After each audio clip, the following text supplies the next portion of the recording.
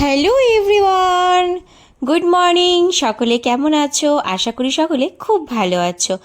আমিও ভালোই আছি, কিন্তু কিছু সমস্যার মধ্যে দিয়ে যাওয়ার জন্য তোমাদের সাথে না আমি ভিডিওটা ঠিকঠাক দিতে পারছি না। তো তোমরা কিন্তু প্লিজ আমাকে ছেড়ে কেউ চলে যেও না, একটুখানি কোঅপারেট করো আর আমার পাশে থাকার চেষ্টা করো। তো চলো, আজকে তো থাম্বনেল দেখে বুঝেই গেছো কি ভিডিও নিয়ে এসেছি, কিন্তু ভিডিওটা এতটাই সুন্দর করে বানিয়েছি তোমাদের জন্য, তোমরা তো একবার হলেও সেটা লাইক করবে না, সেটা তো আমি জানি। কারণ তোমাদের তো একটু লাইক করতে কষ্ট হয়, তাই তোমরা একটু লাইক না করতে পারলেও একটু শেয়ার করে দিও, আর সাবস্ক্রাইব কিন্তু করে অবশ্যই পাশে থেকো। চলো, প্রথমে কাতলা মাছের আমি এখানে খাড়ি নিয়ে নিয়েছি। তো দেখো, পেটি আর খাড়ি মিলিয়ে নিয়ে নিয়েছি 5 পিস। এবার এটাকে ভালো করে নুন মাখিয়ে রেখে দেবো। কাতলা মাছে কিন্তু একটু নুনটা সবসময় বেশিই লাগে, কারণ কাতলা মাছটা একটু মোটা হয়, ওই কারণে নুনটা একটু ভালো করে না দিলে কাতলা মাছের ভেতরে নুনটা ঢোকে না। এবার দেখো, আমি এখানে ভালো করে নুনটাকে মাখিয়ে নিলাম। এই মাছে কিন্তু আমি একদমই হলুদ ইউজ করব না। এবার চলো, একটুখানি পেঁয়াজ কেটে নিয়েছি। পেঁয়াজটাকে গোল গোল করেও কাটতে পারো, রিং রিং করেও কাটতে পারো, বা তোমরা কুচি কুচি করেও কাটতে পারো। আমি এখানে কুচি কুচি করে কেটে নিয়েছি।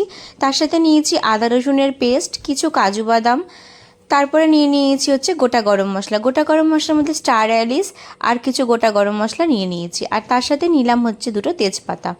তো চলো, এবার নিয়ে নিয়েছি একদম দোকানের তৈরি গাওয়া ঘি, যেটা আমাদের এখানে খুব ভালো পাওয়া যায়। সেই ঘিটা তোমরা চাইলে যে কোনো ব্র্যান্ডের ঘি নিতে পারো।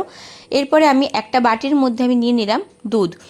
এখানে কিন্তু দুধটা উষ্ণ গরম থাকবে, খুব বেশি ঠান্ডা না, খুব বেশি গরম না। এবার আমি এর মধ্যে দিয়ে দিচ্ছি 2 টেবিল স্পুনের মতো ময়দা। ময়দাটাকে ভালো করে আমি কিন্তু দুধের মধ্যে গুলে নেব। এই ভিডিওটাতে কিন্তু বেশি কিছু জিনিস লাগে না, কিন্তু এই রান্নাতে তোমরা খুব অল্প পরিমাণে জিনিস দিয়েই কিন্তু সুস্বাদু একটা দারুণ দুর্দান্ত রেস্টুরেন্ট স্টাইলের কাতলা মাছের রেসিপি কিন্তু তোমরা করে খাওয়াতেই পারো। এরপরে চলো, একটা ফ্রাইং প্যান নিয়ে নিলাম। ওর মধ্যে আমি একটুখানি সাদা তেল গরম করতে বসিয়ে দিয়েছি। রেসিপিটা কিন্তু সম্পূর্ণই সাদা তেলে হবে, আর তোমরা চাইলে এখানে কিন্তু একটুখানি ঘিও অ্যাড করতে পারো। আর যদি তোমরা ঘি অ্যাড করো এর মধ্যে, তো সুন্দর একটা ফ্লেভার মাছের মধ্যে ঢুকে যাবে। আমি সাদা তেলের সাথে 1/2 টেবিল স্পুনের মতো ঘি অ্যাড করেছিলাম, তো সেটা তোমাদেরকে বলে দিলাম। এরপরে দেখো, মাছটাকে আমি একটুখানি উল্টে পাল্টে ভেজে নেব। আর এপাশে আর একটা ফ্রাইং প্যানের মধ্যে আমি একটু বেরেস্তা করার জন্য পেঁয়াজ ভাজতে বসিয়ে দিয়েছি। তো চলো বন্ধুরা, এবার কিন্তু এরকমভাবে তোমরাও করে ফেলো, আর তাড়াতাড়ি করে করে আমাকে একটু কমেন্ট করে জানিয়ে দিও যে তোমাদের রেসিপিটা কেমন হয়েছিল খেতে। আর তার সাথে সাথে আমার রেসিপিটা দেখে তোমাদের কেমন লাগলো সেটাও কিন্তু অবশ্যই একটা ছোট্ট কমেন্ট করে জানিয়ে দিও। দেখো, এবার এখানে আমি কিন্তু মাছগুলো ভালো করে একটুখানি ভেজে নিচ্ছি, কিন্তু আমি কিন্তু মাছগুলোকে খুব সফটভাবে ভাজবো, খুব বেশি কিন্তু আমি এখানে কড়া করে ভাজবো না। এই রেসিপিটাতে কিন্তু মাছটা শুধুমাত্র একটুখানি আলতোভাবে ভাজলেই হয়ে যায়, খুব বেশি কড়া করে ভাজার দরকার নেই। এবার ওই তেলের মধ্যেই আমি দিয়ে দিচ্ছি একটা স্টার অ্যালিস, দিয়ে দিচ্ছি 2টো দারচিনি, 2টো লবঙ্গ, আর দিয়ে দিচ্ছি 2টো এলাচ। এরপরে দিয়ে দিলাম 2টো তেজপাতা। এরকমভাবে দিয়ে এবার আমি এগুলোকে একটুখানি ভালো করে ভেজে ভেজে নেব। তো দেখো, তোমরা যেরকমভাবে দেখছো ভিডিওটাতে ঠিক সেইভাবেই করো, তোমাদের আশা করি অনেকটাই সহজ মনে হবে। এরপরে আমি দিয়ে দিলাম এখানে 2 টেবিল স্পুনের মতো ঘি, আর তার সাথে দিয়ে দিলাম কিছু কাঁচা লঙ্কা। এরপরে আমি এখানে দিয়ে দিচ্ছি আদা রসুনের পেস্টটা। ভালো করে আদা রসুনের পেস্টটাকে কিন্তু তোমাদেরকে যতক্ষণ কাঁচা গন্ধ না যায় ততক্ষণ কিন্তু ভেজে নিতে হবে।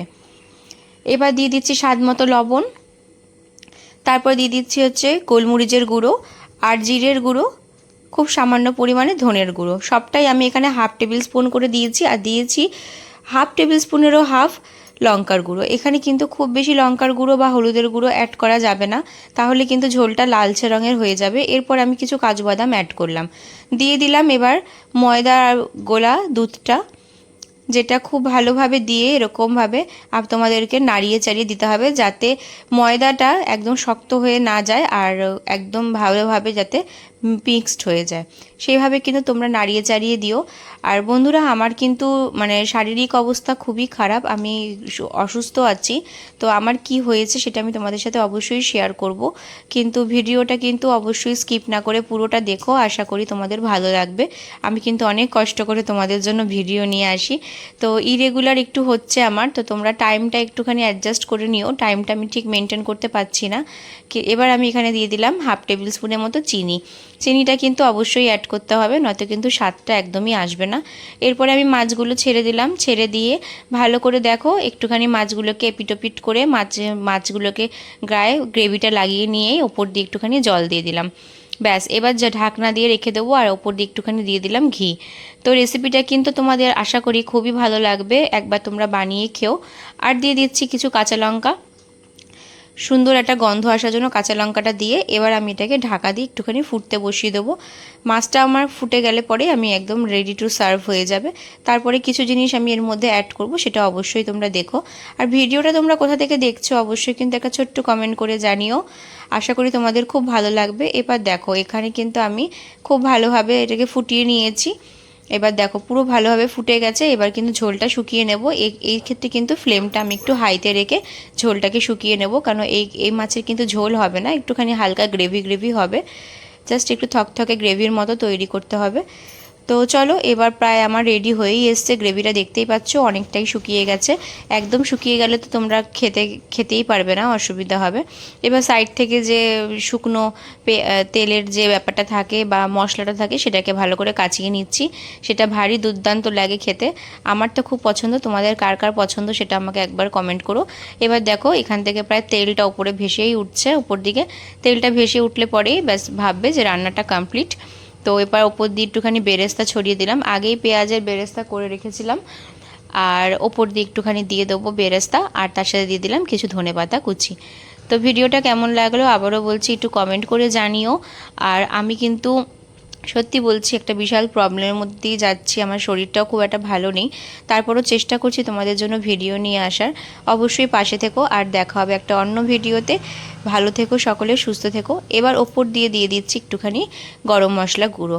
এখানে কিন্তু আমি অবশ্যই শাহি গরম মশলাটা ইউজ করেছি, তোমরা চাইলে যে কোনো গরম মশলা ইউজ করতে পারো, কিন্তু আমি ফেভার করি সানরাইজের শাহি গরম মশলা, যেটা ভারী দুর্দান্ত একটা সুন্দর একটা স্মেল, আর তার সাথে সুন্দর একটা মানে টেস্ট খাবারে নিয়ে আসে। তো এইভাবে কিন্তু আমি রান্নাটা তৈরি করে ফেললাম, আর আজকে কিন্তু এটা সার্ভ করব ভাতের সাথে। তো তোমরা চাইলে কিন্তু এক্ষেত্রে কিন্তু তোমরা ফ্রাইড রাইসও করে নিতে পারো, বা পোলাওয়ের সাথেও এটা সার্ভ করতে পারো। এই আইটেমটা কিন্তু সম্পূর্ণই তোমাদের ভাতের সাথেই খেতে হবে, আর মাছ কিন্তু ভাতের সাথেই ভালো লাগে।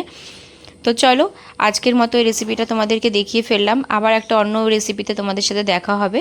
সকলে সুস্থ থাকবে, ভালো থাকবে, সঙ্গে থাকবে। আর এইভাবে কিন্তু তোমরা আমার রেসিপিগুলোকে খুব পছন্দ করছো, তার জন্য আমি অনেক অনেক ধন্যবাদ। আর আরও আমাকে একটু এগিয়ে নেওয়ার জন্য একটুখানি শেয়ার করে দিও, আশা করি তোমাদের খুব ভালো লাগবে।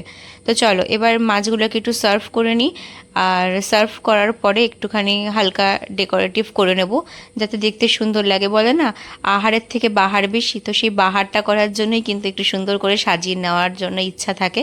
আর বাহার যত সুন্দর হবে, খাবার যেরকমই হোক, খেতে বেশ ভালোই লাগে। তো চলো ব্যাস, মেন কথা হচ্ছে দেখাটাই হচ্ছে সব কিছু, দেখতে সুন্দর হলেই ব্যাস হয়ে গেল। তো এরকমভাবে তোমরাও একটু ডেকোরেটিভ করে নিও, আর ঘরের মানুষজনকে একটু আনন্দ দিও, এরকম মাঝে মাঝে করে খাইও, আশা করি তাদেরও খুব ভালো লাগবে। আর সব কিছুই তো আমরা করি পেটের জন্য, পেট শান্তি তো সব শান্তি, একটা কথাই আছে। তো চলো এইভাবে কিন্তু তোমরাও সাজিয়ে ফেলো, দেখো সুন্দর সুন্দর ডেকোরেটিভ করে তোমাদের দেখিয়ে দিলাম, কিছু ব্যাপার না, সামান্য কিছু জিনিস দিয়ে ডেকোরেটিভ করলাম। ওপর দিয়ে একটুখানি ঘি ছড়িয়ে দিলাম, ঘি দিয়েই ব্যাস এবার এটাকে রেডি হয়ে গেল আমার একদম সুন্দর ক্ষীরোদ কাতলা। তো ক্ষীরোদ কাতলা রেসিপিটা তোমাদের কেমন লাগলো অবশ্যই জানাবে, একটা লাইক করে দিও। এবার চলো একটুখানি ভালো করে ক্ষীরোদ কাতলাটা বেড়ে দিই, কারণ পিহুর পাপাকে দেবো খেতে। তো তার সাথে দিয়ে দিলাম কিছু শশাটাও দেখো সুন্দর করে একটু কেটে নিয়েছি, যাতে দেখতে ভালো লাগে, খেতেও ভালো লাগে। আর প্লেটটা সুন্দর করে সাজানোটাও খুব দরকার, কারণ রান্নার সাথে সাথে যদি সুন্দর করে সাজিয়ে দেওয়া হয় খেতে খুব ভালো লাগে। আমার তো ন্যাচারালি খুবই ভালো লাগে, তোমাদের কার কার ভালো লাগে সেটা অবশ্যই একটা কমেন্ট করে জানিও। সুন্দর করে সাজিয়ে দিলে আশা করি সকলেরই ভালো লাগে। তো দেখো এবার আমি এখানে কাতলাটা একটু অ্যাড করলাম, তার সাথে ছিল 1 বাটি মিষ্টি দই, আর ছিল 1 টুকরো আম। তো আজকের থালিটাও এইভাবে তোমাদেরকে দেখিয়ে দিলাম যে কিভাবে সাজিয়েছি, আশা করি তোমাদের ভালো লাগছে। তো ভালো লাগলে অবশ্যই লাইকটা করে যেও, আর সাবস্ক্রাইব করতে ভুলো না, একটা বেল আইকন টিপে রেখো, যাতে আমার ভিডিওটা তোমাদের কাছে খুব তাড়াতাড়ি পৌঁছে যায়। এরকম নিত্য নতুন আইডিয়া পাওয়ার জন্য অবশ্যই পিঞ্চ অফ সল্টকে সাবস্ক্রাইব করো, আর পাশে থেকো, সঙ্গে থেকো, ভালো থেকো, সুস্থ